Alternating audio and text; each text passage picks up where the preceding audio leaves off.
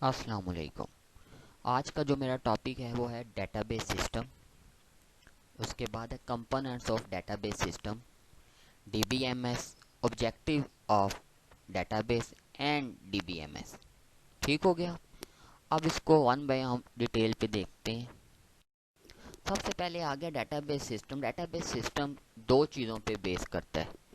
सबसे पहले आपके डाटा, और वो आपका प्रोग्राम जिसके अंदर आप अपना डेटाबेस क्रिएट करेंगे, और ये कंप्यूटराइज लीड कार्ड को मैनेज करता है। क्लियर। उसके बाद नेक्स्ट देख, आगे आ गया कंपोनेंट्स ऑफ डेटाबेस सिस्टम। सबसे पहले आता है डाटा। जब भी आप कोई डेटाबेस क्रिएट करते हैं तो सबसे इंपॉर्टेंट चीज़ आपके पास डाटा होती है, जिसकी बेस पे आप डेटाबेस क्रिएट करने जा रहे हैं। अब डाटा के बाद आता है हार्डवेयर। हार्डवेयर क्या है? जब भी आप अपने कंप्यूटर के अंदर डेटाबेस क्रिएट कर लेते हैं, आप अपना डाटा सेव करना चाहते हैं, तो जिस जगह पे आप डेटाबेस सेव करेंगे वो आपका हार्डवेयर होगा। अब बेशक आप कंप्यूटर में हार्ड डिस्क में सेव करें, ठीक है, यूएसबी ड्राइव में सेव करें, मेमोरी कार्ड में सेव करें, ठीक हो गया। अब जब आप अपने कंप्यूटर पे डाटा इंटर करेंगे कीबोर्ड के थ्रू, वो भी हार्डवेयर है, ठीक है। जब आप अपने कंप्यूटर में डाटा इंटर किया हुआ है वो आप ठीक है, कंप्यूटर में जो डाटा इंटर व्यू करना चाहते हैं, तो मॉनिटर, जो आपकी मॉनिटर स्क्रीन होगी, वो भी आपका हार्डवेयर में आएगा। आगे आ जाता है सॉफ्टवेयर। सॉफ्टवेयर क्या होता है?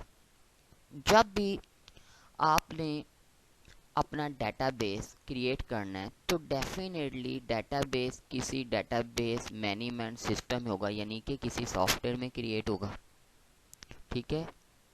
अब जो आपका डेटाबेस का सॉफ्टवेयर होगा, ठीक है, वो उसको हम डेटाबेस मैनेजमेंट सिस्टम भी कहते हैं।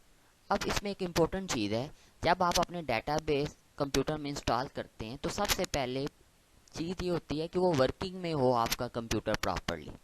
मिसाल के तौर पे आपने नया कंप्यूटर लिया तो कंप्यूटर उस टाइम तक वर्किंग नहीं करेगा जब तक आप उसके अंदर कोई सॉफ्टवेयर इंस्टॉल नहीं करते। तो हम लोग ऑपरेटिंग सिस्टम इंस्टॉल करते हैं, मिसाल के तौर पे ऑपरेटिंग सिस्टम की विंडो इंस्टॉल करते हैं, तो जब तक विंडो इंस्टॉल नहीं होगी आप कोई भी सॉफ्टवेयर इंस्टॉल नहीं कर सकते।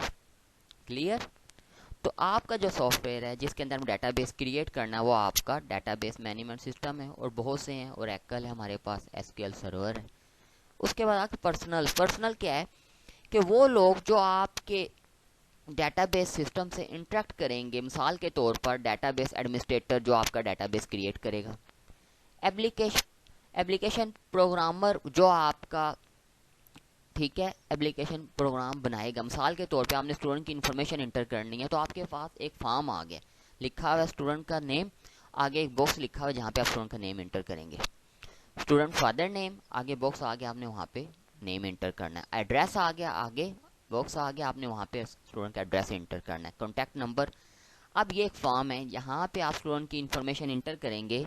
इंटर करने के बाद आप बटन के ऊपर क्लिक करेंगे, इंसर्ट की होगा या सबमिट का बटन होगा, तो ये इन्फॉर्मेशन जाके आपके डेटाबेस में सेव हो जाएगी।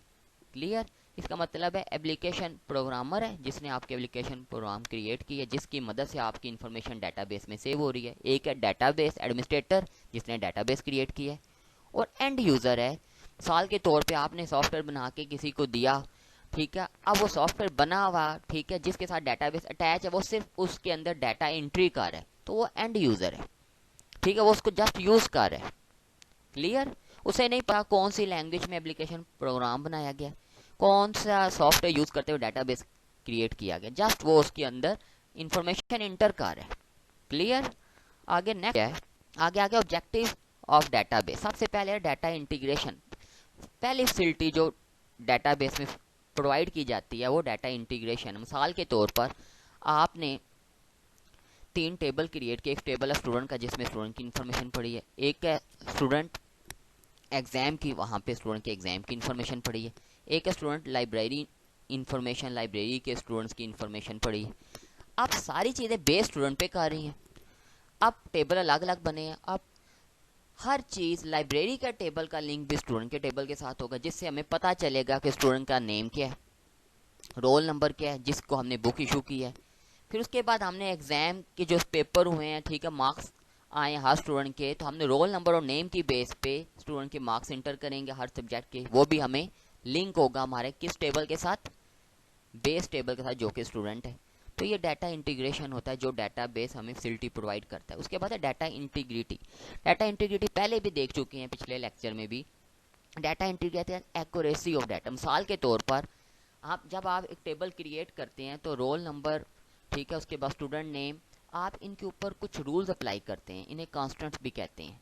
डाटा आपका इंटीग्रिटी होना चाहिए, यानी एक्यूरेट होना चाहिए, कंसिस्टेंट होना चाहिए। मिसाल के तौर पे आप किसी स्टूडेंट का रोल नंबर इंटर करते हैं तो आपको मैसेज दे दे, ठीक है, कि ये रोल नंबर, ठीक है, पहले से इंटर कर चुके हैं, ठीक है, ये आप दोबारा इंटर नहीं कर सकते। क्लियर?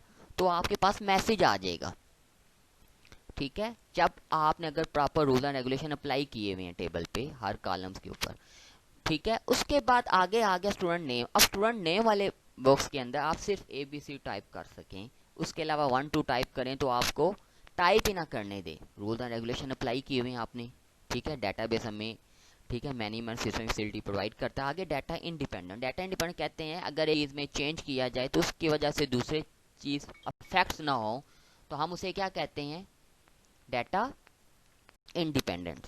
क्लियर हो गया? उसके बाद आगे database management system. Database management system वो सॉफ्टवेयर है जिसके अंदर आप डाटाबेस क्रिएट करते हैं, मेंटेन करते हैं, और जब आपकी रिक्वायरमेंट हो आप उसको यूज़ कर सकते हैं, यानी control the overall structure of the database. उसके बाद कह रहा है objective of database management system. सबसे पहले आ रहा है शेयर कर सकते हैं हम डाटा को। मिसाल के तौर पे डाटाबेस क्रिएट ही तब किया जाता है कि उसकी एक कॉपी रख देते हैं आप सेंट्रल लोकेशन पे और सारे उसको शेयर कर रहे हैं। मिसाल के तौर पर अगर 10 बंदे एक चीज़ को मैनेज कर रहे हैं तो अगर कोई भी इंफॉर्मेशन किसी स्टूडेंट की इंटर करता है तो दूसरे स्टूडेंट को वो इंफॉर्मेशन नज़र आनी चाहिए। ठीक हो गया? यानी स्टूडेंट उस इंफॉर्मेशन को, अगर किसी ने किसी की इंफॉर्मेशन अपडेट की है, ठीक है, किसी यूज़र ने, तो दूसरे यूज़र को वो इंफॉर्मेशन नज़र आनी चाहिए। ठीक है, ये डाटाबेस मैनेजमेंट की फैसिलिटी है। ये नहीं है हर बंदे की अपनी अपनी फाइल हो, एक बंदे ने चेंज किया दूसरे को पता ही ना हो। उसके बाद अवेलेबिलिटी। जब भी आप डाटाबेस को यूज़ करना चाहें आपके लिए अवेलेबल होना चाहिए। उसके बाद डाटाबेस इंटीग्रिटी। डाटाबेस, अब पीछे हमने देखा था डाटा इंटीग्रिटी, अब डाटा इंटीग्रिटी अप्लाई होगा यानी हर टेबल के हर कॉलम पे। तो इसी तरह एक टेबल आपका क्लियर हो जाएगा, उसमें इंटीग्रिटी होगी, एग्जिस्ट करती होगी, यानी एक टेबल के ऊपर रूल एंड रेगुलेशन अप्लाई हुए। इसी तरह जब सारे टेबल पे रूल्स एंड रेगुलेशन अप्लाई हों तो ऑटोमेटिकली वो सारे डाटाबेस पे वर्किंग करेंगे, यानी एक टेबल का दूसरे टेबल के साथ लिंक, ठीक है, जो जो आपके लिंक रिक्वायर हो प्रॉपर वर्किंग करने उसे कहते हैं डाटाबेस इंटीग्रिटी। ठीक हो गया? और ये फैसिलिटी प्रोवाइड की जाती है। ठीक है, आज का लेक्चर मेरा यहाँ तक का। इससे रिलेटेड आपका कोई भी क्वेश्चन आप मुझसे क्वेश्चन रेज कर सकते हैं। थैंक यू, अल्लाह हाफिज़।